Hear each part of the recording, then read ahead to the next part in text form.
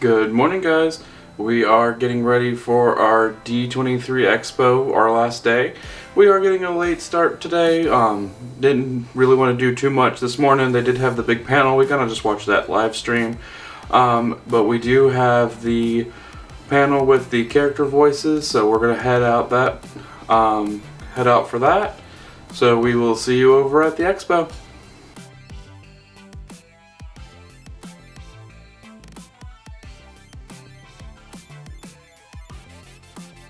We have just made it back onto the showroom floor. See what all we can see today. Looks like they're doing a little talk on the Expo Live stage. Yeah, and even the couple of days that I've been here at D23, people of all walks of life. Just walking by Ralph and Vanilla. Having a little visit with Baymax. Just kind of perusing around using our Disney D23 gold member passes, kind of picking up all the little freebies.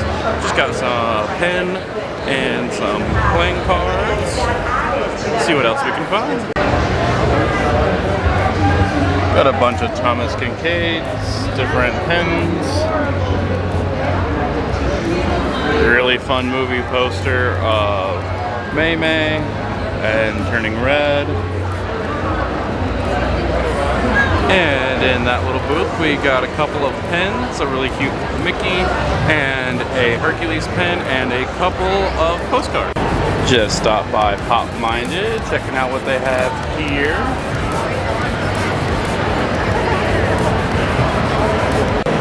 Just joined the queue for Journey into Storytelling. See what all we can see in here.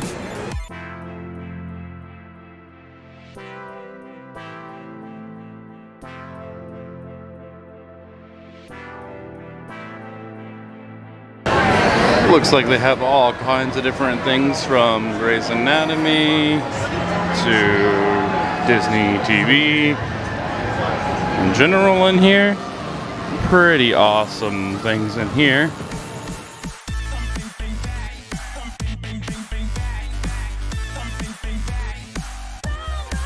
Looks like we got a commemorative pin set.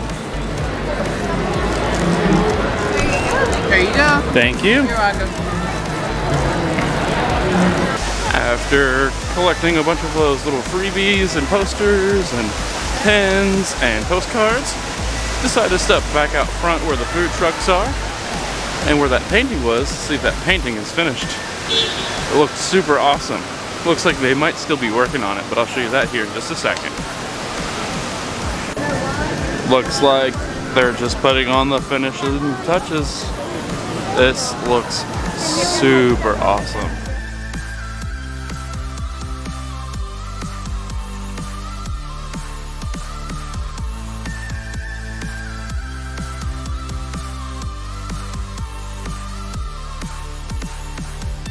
Decided to pick up a protein surf and turf bowl from one of the food trucks outside.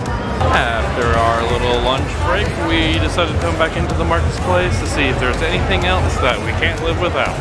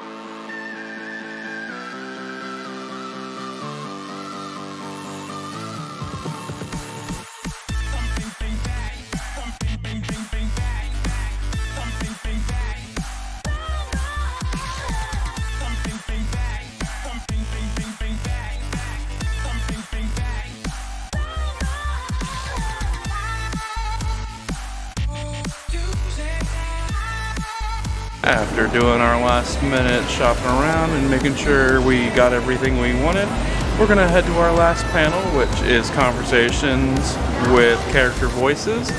We'll show you what all we see in there. Decided to come out here and see the entranceway of D23 with all the awesome inflatables. Just kind of waiting in line for our next panel here in just a little while.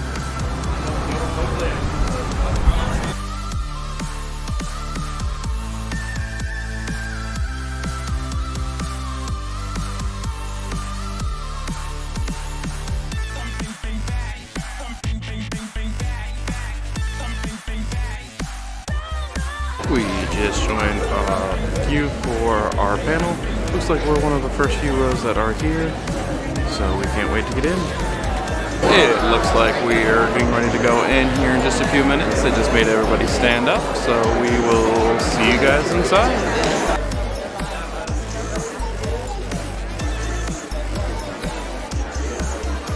We are headed inside. Here we go.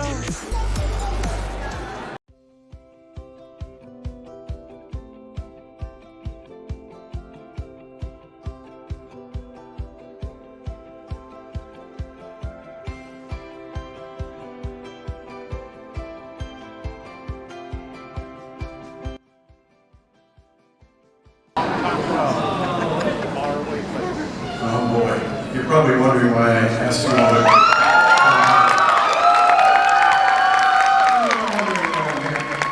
Anyway, like I was getting ready to say, aha, another group of flight candidates. This is the group I have been waiting for. I am Hondo Onaka.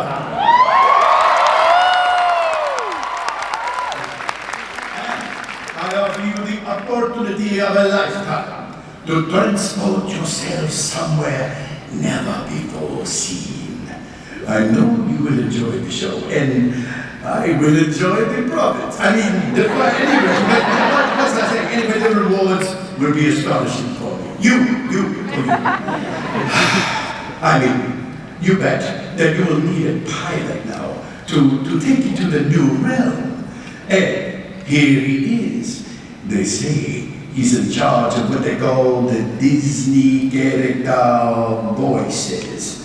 Are you sure it's not Vices? Oh no, that's me. I introduce you to the one, the only, Rick Dempsey.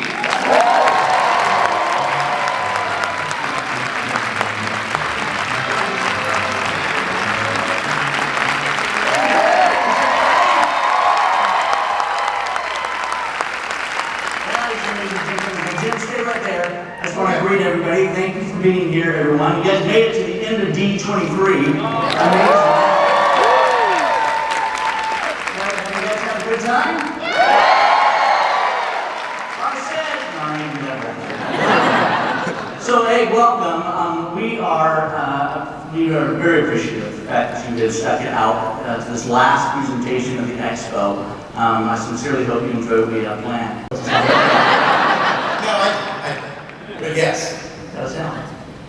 It sounded strange in the neighborhood. Who you gonna call? Oh, you guys are good. You can stay.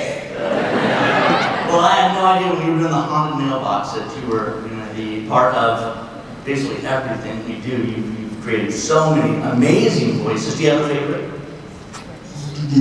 Yes. And that is? Yes. But I do know you've got some. What was the first voice you did for Disney? Oh, Disney Channel. Yeah, back when there was only one. Back when they first invented cable. The 1850s. Everybody had big tin cans. You know, well, they were doing Dumbo Circus, but it was live action. It was literally people in, yes, there you go, darn right. And I got to work with all those cool people, and Hal Smith, who, he was in the original Winnie the Pooh production. Anyway, I was Lionel the Lion because it was people in costumes, and it was Timothy the Mouse, and he was Dumbo's family best friend. But he was a lion, so I was Lionel. And that was my introduction first, and I'm still stuck here at Disney. I'm so happy to be here. Well, you have done so many phenomenal characters. You do so many characters for us, as most of our audience probably knows.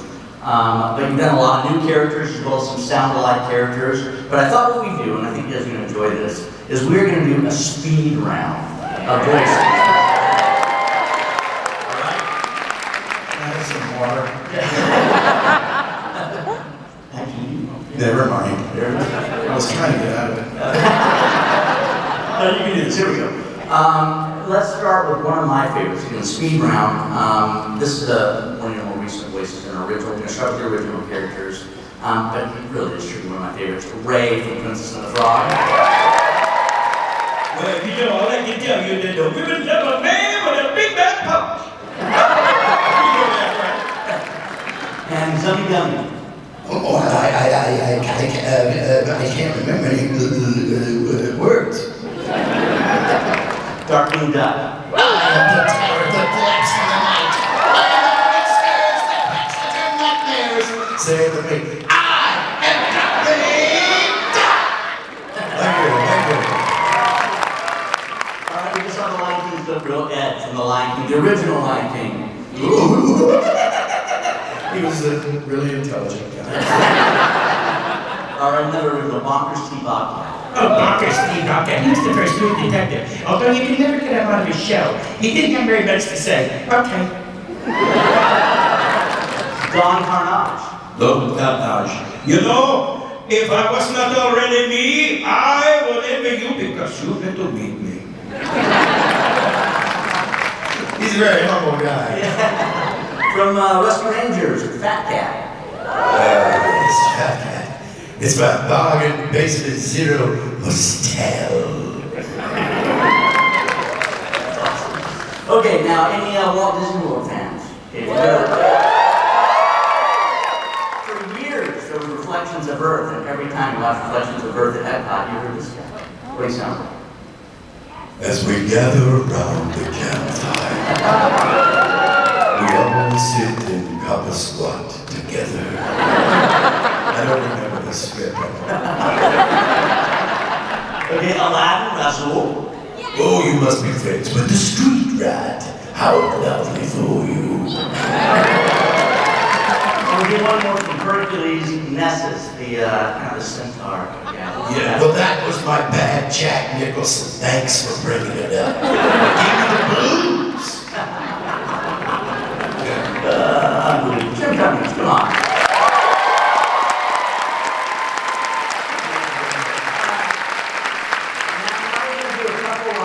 Sound-alike characters, and that's unfortunate when one of our classic voices passes away.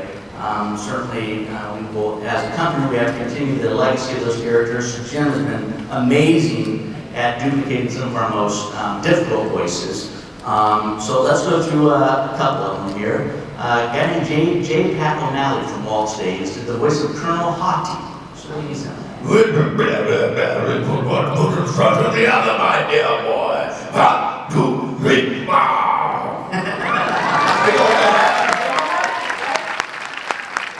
Okay, how about also from the Jungle Book, one of my favorite characters. We've had a lot of fun with this guy, the Louis Prima, King Louis from the Jungle Book. Yes. Well, I'm the king of the swingers, the jungle VIP. I'll be stomping and just stomping and going on already.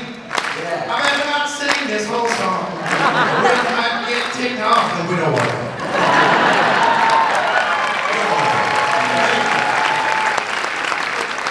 And recently, King Triton passed away, Ken Mars, and so you can fill in for Ken. God bless. Listen. Ariel! Right? And then Paul Billy Wesley. was running out here now. That's right. It's not my fault. Paul Wesley was Sting. Oh, don't be ridiculous. It's only because I'm an excellent boxer.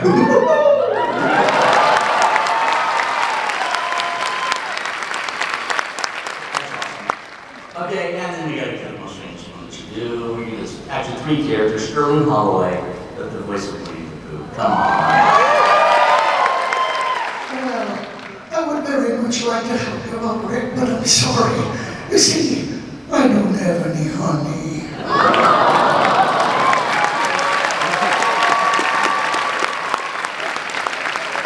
I served with a couple of races named Walt's Day, and one of those was the Cheshire Cat, which is very much a really good, Except that he had a little sort of a thing where I don't know if we should go this way or perhaps that way. And yes, he's crazy. And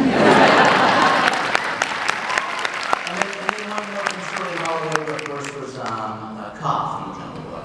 He just starts running Hollywood with a list. So it would be fun. Trust in me.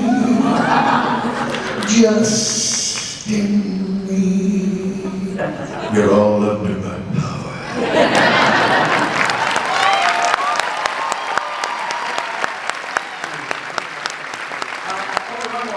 And that is the nemesis that our standard characters have always faced since really the original Steamboat Willie cartoon, and that is Pee-wee. Well, there you go again, bringing up my shady past. I thought I'd put that behind me. Well, it's back there anyway. Maestro of Hepburn, Tony and Summit.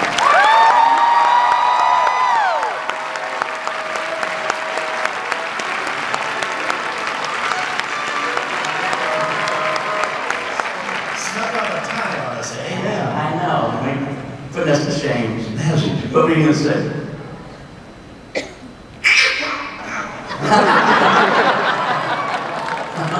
All right, we got one more. We have the voice, the leader of the club, none other than Mickey Mouse. It makes me talented.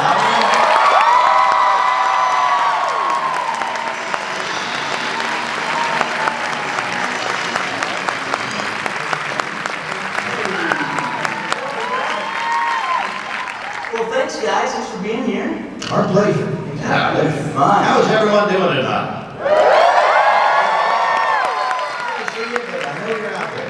I gotta be honest, so Bill, this is a special year for Goofy. 90 years, Goofy years. Yeah, so after 35 years, do you have a favorite memory of the... Well, you got actually 90 years for Goofy, but 35 years is the voice of Goofy, Bill Fox.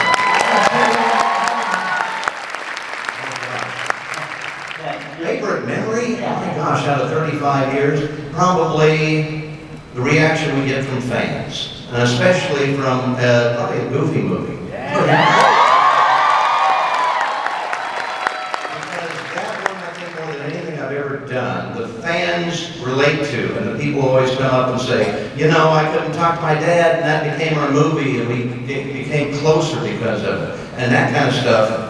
Just really brings it to heart. Because we're just in a little booth with a microphone. You don't know how it affects the people out there. But with an event like this, we get to hear how it affects you. And it's just heartwarming. It really is. It's awesome. Awesome. And we joked around about Goofy's antics.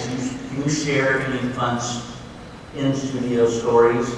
Since we're here, conversation. Oh my gosh. It's all about being in the recording. Any fun stories there in the studio with the Goofy Girls? Well, yes, I remember once I was in the studio and I had a Coca-Cola and I went to set it down and I got it just on the edge of the table and it started falling and I hit it, trying to grab it, and I hit the neck and it started spinning over maybe $100,000 mixing board. The engineers are going, ah! And that's just a typical example. I remember when you came into a room and came up to me and you were dressed nice for an executive meeting and everything, and I went, oh! Right? And you're like, oh my God.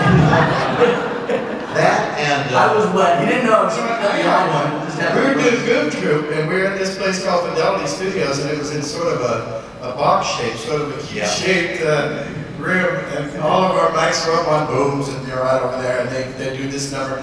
And Billy came in, and he turned around, and he turned around, and he whacked the one mic, and it smacked into the next one, and all the mics fell. Thanks for reminding me. And he gave us that hug, and it was okay. It was I said, these guys What was the how'd the yuck go, Bill? How'd the yuck go? Oh, the yuck? Oh, yuck.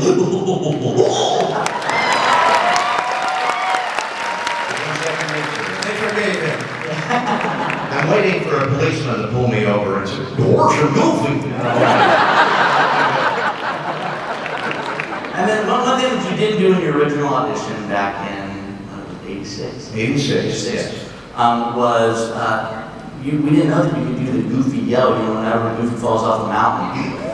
Okay, that was actually, Pinto Colpick didn't do that. It was a guy named Hans Scholl in The Art of Skiing back in 1947. And if I can do it, it's always loud, but I always have to do this twice for the engineers. Once, I said, "This is loud." "Yeah, all right, I'll do it."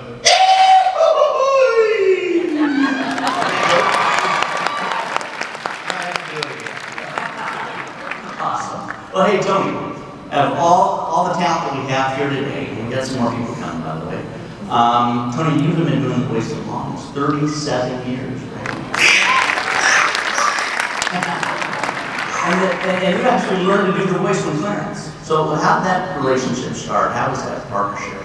Well, I was animating on Mickey's Christmas Carol, traditional animator, and voices was a fun thing for me, but I was focused on animation, and Clarence was always on the lot. And I saw him and said, "How do you do the voice?" And he showed me, and I couldn't do it. Because not only was a voice I couldn't do, but I thought it would be fun. I wasn't thinking of a career. And he showed me how to do it, and I couldn't do it, and I played with the voice on my own in the car and at home. And then one day it kind of kicked in, and the next time I saw him, I said, "Is this right?" And he gave me a look, and I thought, "Oh, I hope I didn't offend him." But the next day he came into my room in the animation building where I was animating, and he said, "Okay, well, if Donald was in this situation, what would he say? Or if Mickey says this, what would Donald say? Or say this, try to say that." And I thought, okay. But I didn't know there was succession involved. And that went on for 3 years. It got more intense as time went on. And it wasn't really until the end, and I think in hindsight it's because he was making sure that I would do a good job and that I would be loyal to it and that I would take care of it. So what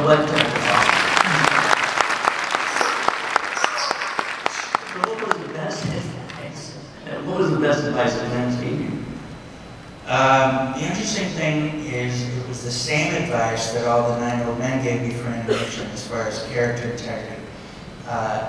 It was all the same advice because it all came from Walt.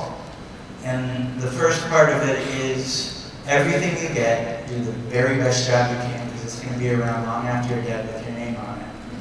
And plus it in some way, figure out a way to make it better.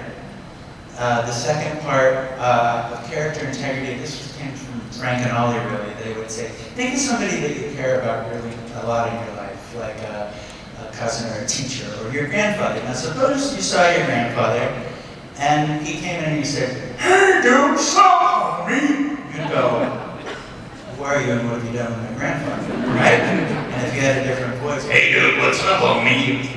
It's a lie and you don't trust it anymore. So it's about retaining the integrity of the voice and the way the character looks, the way the character walks, what the character says and what he does not say is just as important. And the last thing was the voice doesn't come from your mouth, it doesn't come from your vocal cords, it doesn't come from your diaphragm, it comes from your soul. And if the voice isn't coming from your soul, if it's just coming from your mouth, you're just doing an imitation.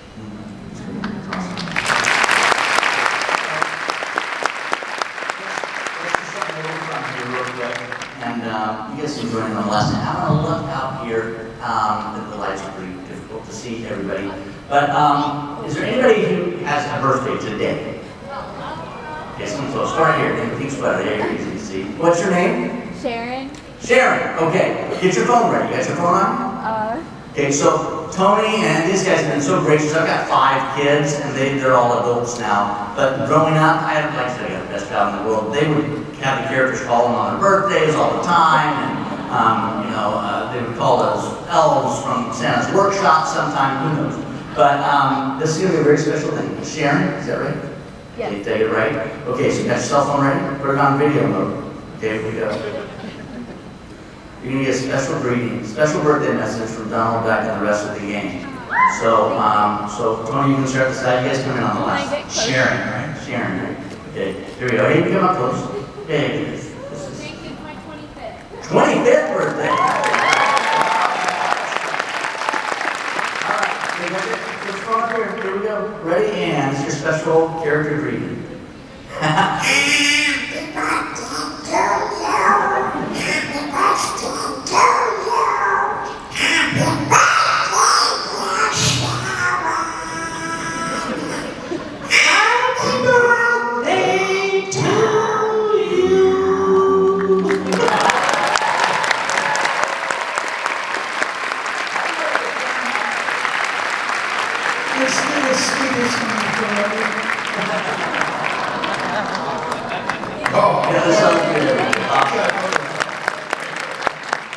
So Brett, you're the newbie of the bunch. Yes. But it's been 13 years since you've been the voice of Mickey Mouse. I can't believe it. It's hard to believe.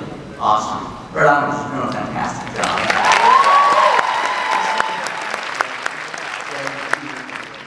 The voice of Mickey Mouse prior to Brett was a gentleman named Wayne Allwine. Some of you might know Wayne. But since you started voicing Mickey for us, has there been a moment maybe where you just thought, I can't believe I get to do this for a living? Probably every moment, if I'm being honest. I mean, working amongst these legends is one of them. Having the chance to meet and befriend Brucey Taylor, the voice of Minnie Mouse. So many surreal moments. I mean, then there's also been really just crazy fun moments, like I got to perform for the First Lady, Michelle Obama, and her kids. She looked at me and she's like, how old are you? And I think I was probably 27 at the time. She goes, you're a baby. In more ways than one, you have no idea. But yeah, there's just been so many. I've gotten to meet so many incredible people that share in the Disney legacy, you know, people that I've admired for so long. And every time I have those experiences or every project I work on, I just kind of stop and think, I can't believe this is my life. Like, it's so exciting. It's an honor. So after 15 years, has Mickey taught you anything? Are there any lessons in there that Mickey's taught you? Absolutely, and I always reference, there's a great interview with Wayne and Brucey where Leonard Maltin asked them kind of a similar question, like has the character influenced you at all? And they so eloquently expressed that over time, you kind of just develop a symbiotic relationship with the character without even knowing it, and the character influences you. And, you know, Mickey is such an optimistic leader. He's this, you know, little personality, like Walt said, a little personality assigned to the purpose of laughter. You know, he's just trying to make people happy and smile and kind of give some light to otherwise, you know, crazy lives. Yeah, I think definitely he's taught me to be a little bit more optimistic, to maintain a curiosity, which, you know, it's often said Walt was Mickey and Mickey was Walt, and that's something about Walt that I've admired for so long, is just his curiosity and his drive. And so I find myself representing that a lot in different creative pursuits and different relationships. So definitely, Mickey has influenced me probably more than I even realize.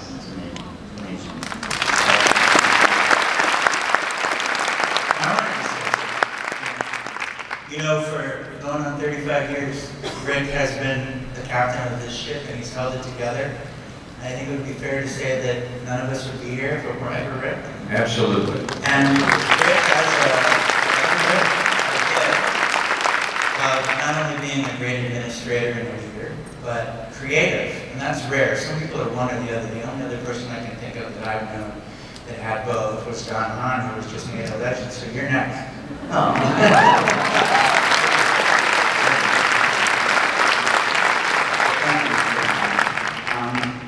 So I want to bring out one more very special guest, and as many of you know, Brucey Taylor, who was the incredible voice of Minnie Mouse since 1987, passed away in 2019, and finding someone to voice her, pretty daunting task. So we're very, very fortunate to find an actress with the amazing ability to assimilate Brucey's voice of Minnie and give the character all that wonderful Minnie heart. we'd like to officially introduce you to her today. So, everyone, please welcome the voice of Minnie Mouse. It's kind of her premiere. She's been doing the voice for a while, but I don't think she's ever been in an audience like this before. It's Caitlin Robrock.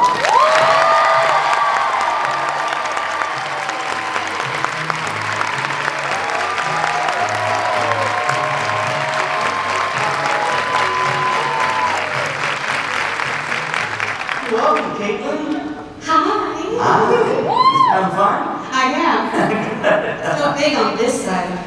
Yeah. It's I want to ask you the obvious question here of you, but what's it like being such an iconic, endearing, and beloved character for these last couple of years?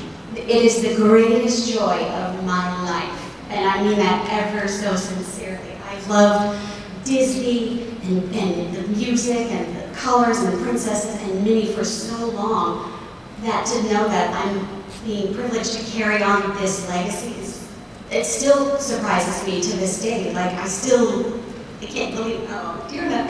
I'm just so happy to be here and be someone that can keep this character alive and happy and giving to you as much as she's given to me throughout the years.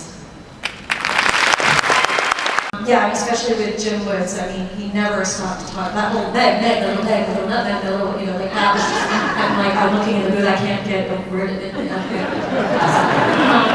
yeah. So great. We pulled some of those clips together and just watching her please and just brought back all these memories of how wonderful that character is. So congratulations. 25 years.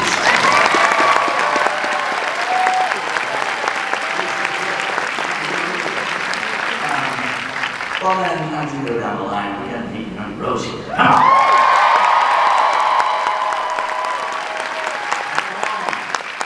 So you have some fans out there from Princess and the Frog, right? So Anika, you were, all this fame on Broadway and Dreamgirls, and you were an obvious choice for Tiana, right? It was a piece of cake audition? It was a piece of not cake, 3 auditions. The second audition I was called for, and I was doing a job in Australia. And I was flying out to Australia, and they were like, yeah, so we need you to come back for your call back. And it was like 2 days after I arrived in Australia. So I flew to Australia, which was 100 hours, and I shot for a day. And I packed my bag, and I jumped back on a plane, and I got back to LA, and I rolled out of bed, and I came in and did this audition. And I think I might have been tired, but I didn't know it, because more importantly to me was that I was getting this role.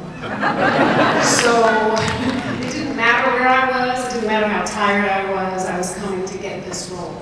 And it was amazing, but it was 3 times. And then I saw Randy Newman. This is going to sound like a humble brag, but it actually is what happened. So I was performing at the Oscars.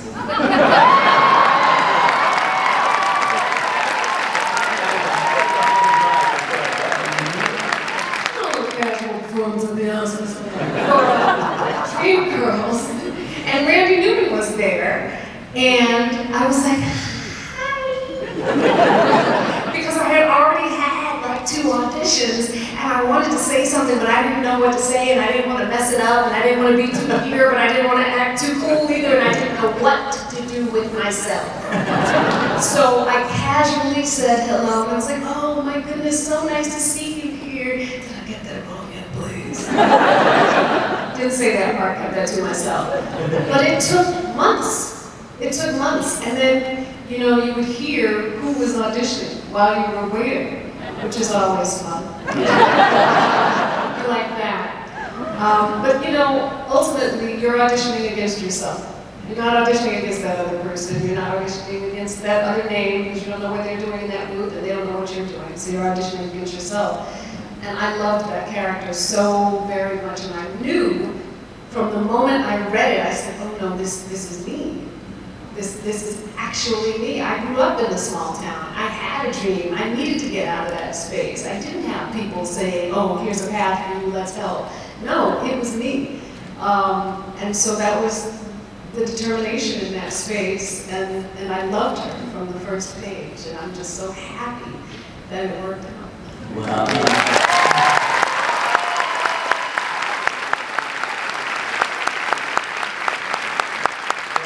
I can tell you, well, they all do, but Nikki deeply cares about this character, and she's the one, she will call me if I'm giving direction at the booth, like, hey, what if we try this? She said, no. Okay. She knows her character well, so it's fantastic. Yeah, she's so good, so good. What are the similarities between you and Tiana? We kind of shared that a little bit, but Yeah, I think there's a real determination, there's a go-get-em quality. I think that for a while I was very much all work and very little play, and I released that. Because I love to play and life's too short. I think we're both big dreamers and from small spaces and found ways to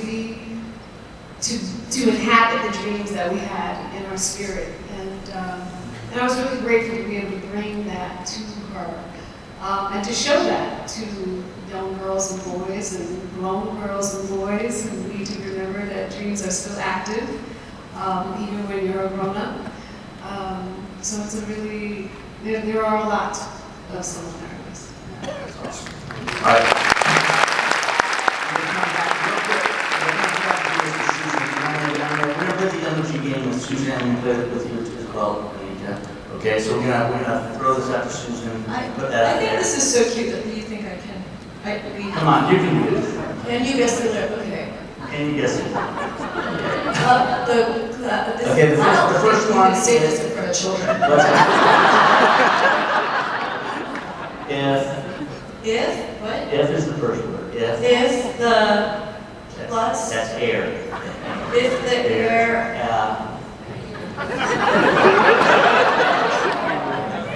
Yes, sir. if there's a prize for rotten judgment, I guess I've already won that. There it is. Nothing on there. I don't vomit. He has the emoji of the guy barfing, throwing up. What does that mean, throwing up? That's a prize for rotten. Oh, it's rotten.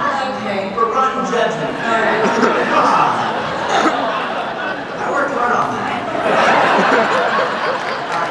Give this to me. Come on, then you guys sing this. See if you can figure that out. I gave her one little word at the beginning. Come on.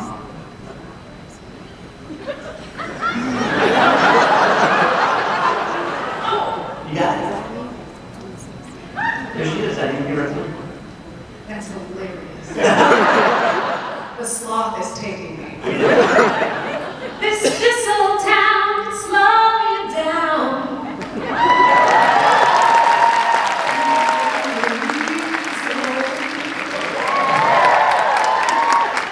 It's the sloth for slow. No sloth movie. Awesome. I love it. All right. Come to you, Linda. Way over there, Linda. I'm so glad I don't have to do the emoji lyric.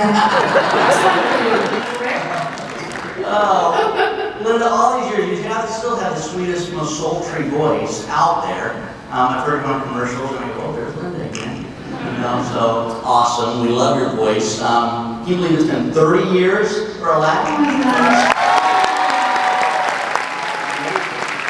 It was like that. Yeah. It's been fun, right? It's been really fun. What's been one of the, maybe the things that really stand out in terms of having been the voice of jazz? You did a TV series, you know, all sorts of things.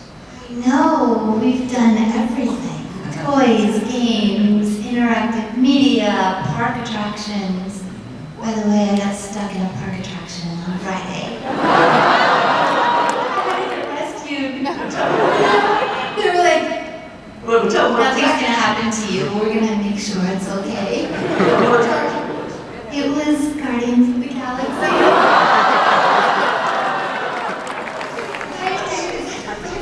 It's my favorite too. It's my favorite. Yeah, we got stuck between floors. Damn, it was exciting. How has the fact that you've been jazzing for 30 years Oh, wow. I think that this adventure continues to unfold for me. Being in this room, on this stage with all of you, with you, Rick, all these years, it's just been awesome. It really has. And I think that we don't know when we first start these characters what it's going to be. We didn't even know that we were in a feature animated movie when I first started Aladdin. I thought maybe it was a cartoon, VHS, something. I had no idea. And because a lot of it is kept secret. And what that blossomed into and all of the things that we did since, it was just, it's amazing. It chokes me up a little to think about it. I think that was...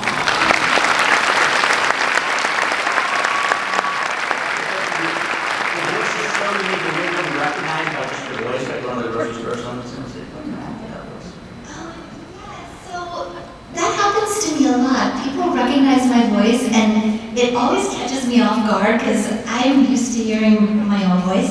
So I don't really think of it like that, but someone will be, like I'll be in line behind someone and they'll whip around and look at me. And sometimes they're confused because they thought they knew me and then they don't.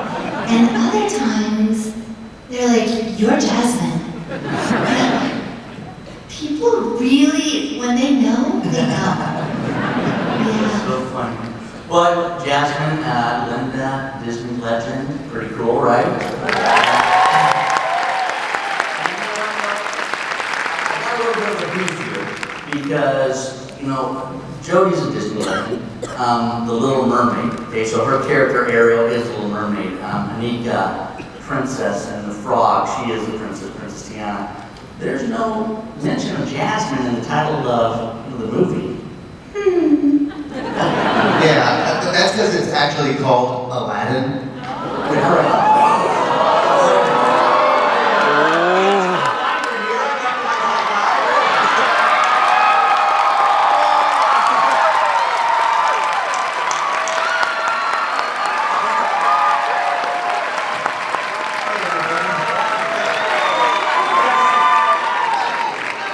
He's not a princess either, so I feel You thought this was a girls' club only. I'm crashing the party. You are crashing it, buddy. Jodie just turned to me and said, "This is the heroin town." Awesome. Scott, how are you, man? Thanks for laughing, everybody. Thank you so much for having me. 30 years, man. 30 years. That's Which is just crazy because I'm only 32. You're looking, man. You're looking. But everything good? Have you, how about some of the same questions, just real quick, just briefly, we are way out of time. We got a lot. So, Scott, Thanks, everybody. Good night. yeah. But hold on, I'm going to get your best question here for you that I kind of, so you have a son, Misha. Yeah, my son. And at what age was it when you were like kind of put the two together that his dad was the voice of Aladdin? You know, growing up, he would hear people talk about how dad was Aladdin when he was a kid. And in his mind, he thought, I guess my dad was a cartoon when he was a kid. And then when he was about 5 or 6, I casually mentioned somebody at Disney. I was on the lot, I worked on the lot as a TV writer mostly. And I mentioned somebody that it's funny, my son's never seen it. And they said, wait, what? And so they threw a screening on the Disney lot for him and his best friend. And they had a carnival, like an Agrabah style carnival. And it was like the coolest day ever. And for about 5 minutes, I was the coolest dad.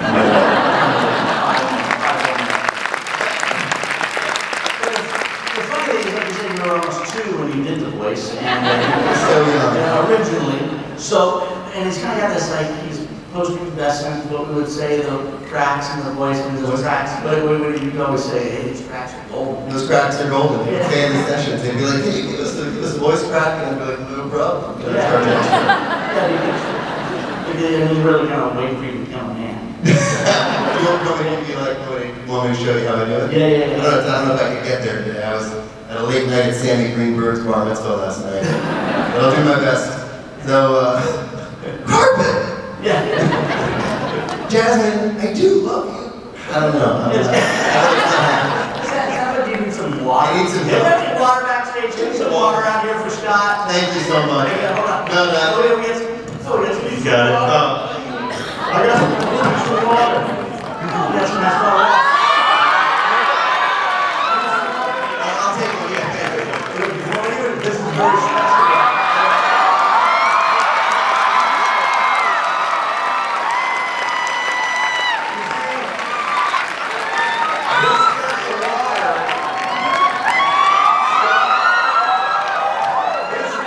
We'll make a man out of you.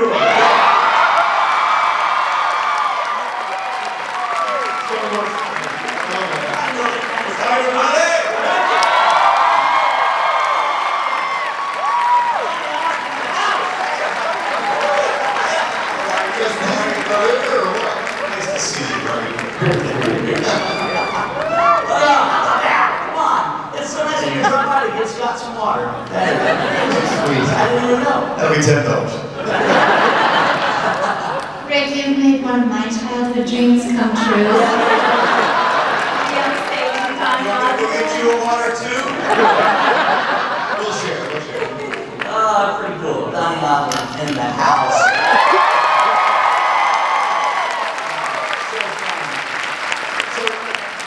So Donnie, you know, as people know, B.D. Wong did the voice of Shang in Mulan, that you came in and did the singing. How did that all happen? I mean, how did you end up being the voice of this iconic song? Which, by the way, I looked it up just the other night.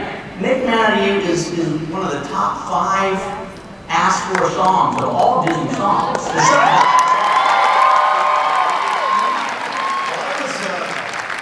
I was starring in Joseph with the Amazing Technicolor Dreamcoat. I was in Chicago and I get a call from Pam Coates, the producer. And she said, would you like to be in a Disney film? And I said, let me think about it, okay. And little did I know this would become a classic, right?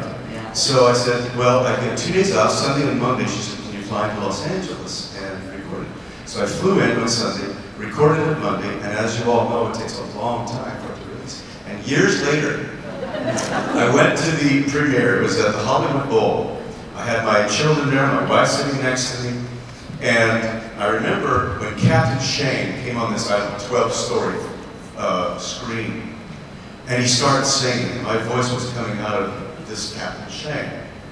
But people started applauding at the end of it. And my son Brandon turned to me and said, Dad, you have now finally made it in show business.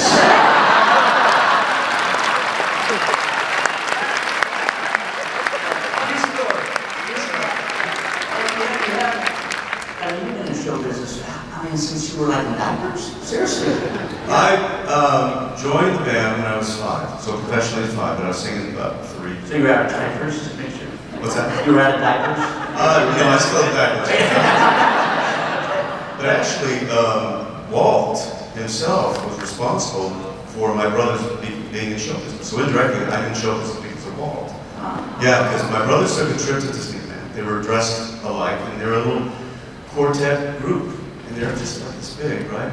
And the Dapper Dans were on their bicycle, built for 4, and they saw my brothers and said, are you guys a little barbershop quartet? And they said, well, we sing songs once in a while. I said, we'll sing us a song. They sang a song to the Dapper Dans, blew them away. Dapper Dan sang my brothers a song, blew them away. It kept going back and forth. It was like an attraction on Main Street.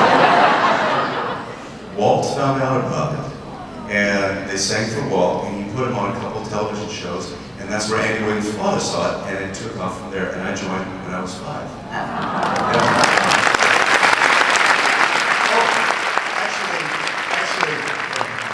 I have a couple more. Can I just say a couple more stories? Disney is my life. You're gonna like this one. Back in the day, when Walt created an attraction, we didn't have social media. We didn't have everything that we've got now. So what he did to launch an attraction, he made a television special. And Kurt Russell was the star of it with the Osmond brothers. And the attraction was the Haunted Mansion. I'm 11 years old. I'm still in school, obviously, so they needed to find a place for me to have school. There was a room, I think it was on the 2nd floor of the Haunted Mansion, that wasn't being used. They made that into a schoolroom. I think I'm the only person who can say the Haunted Mansion was my schoolhouse.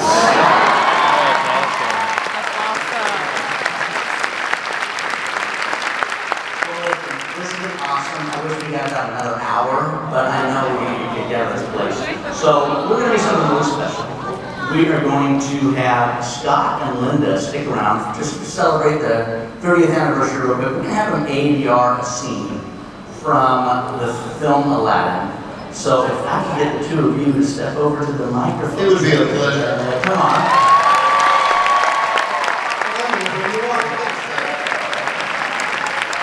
And then while we do that, can we give this wonderful group of talent?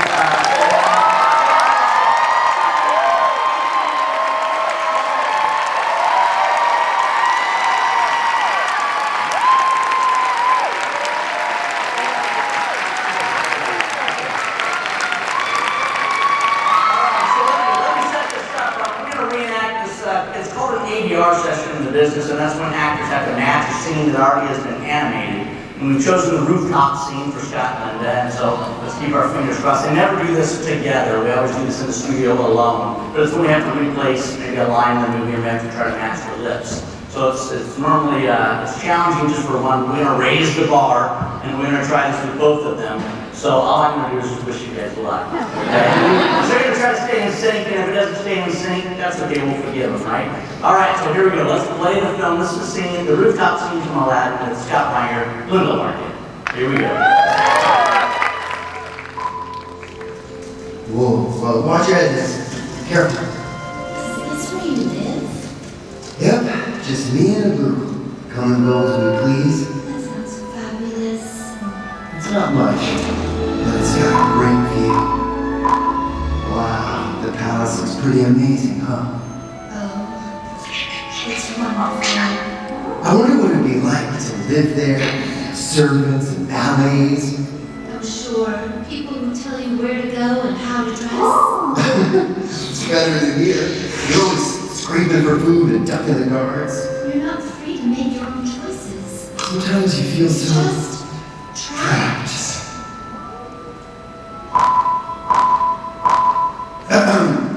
So, where are you from? what does it matter? I ran away and I am not going back. Really? How come? My father's forcing me to get married. Oh, that's awful. Oh, boo! What? Boo says, that's not fair.